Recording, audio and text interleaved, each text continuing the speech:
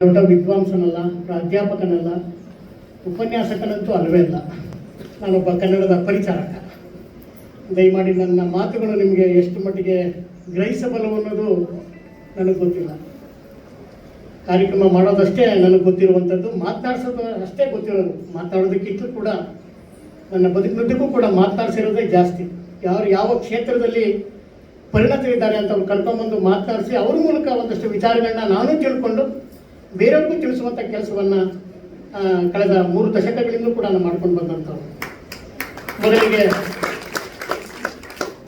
ನಮ್ಮನ್ನು ಇಲ್ಲಿವರೆಗೂ ಕೂಡ ಬರಮಾಡಿಕೊಂಡು ನಾವು ಮಾಡಿರೋ ಒಂದು ಅಲ್ಪ ಸೇವೆಯನ್ನು ಗುರುತಿಸಿ ಗೌರವಿಸುವಂಥ ಕೆಲಸವನ್ನು ಮಾಡಿದಂಥವ್ರು ಕುಮಾರ್ ಅವರು.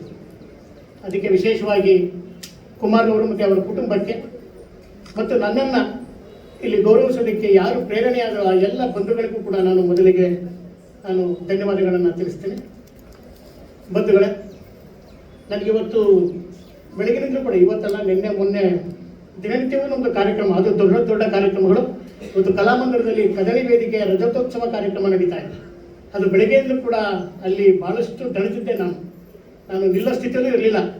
ಆದರೆ ಇಲ್ಲಿ ಬಂದು ಇಲ್ಲಿ ಈ ನೃತ್ಯಗಳನ್ನು ನೋಡಿದ ಮೇಲೆ ನನ್ನಲ್ಲಿ ಒಂದಷ್ಟು ಹುರುಪು, ಉತ್ಸಾಹ ಇವೆಲ್ಲವೂ ಕೂಡ ನನ್ನಲ್ಲಿ ಮೈದಳಿತು.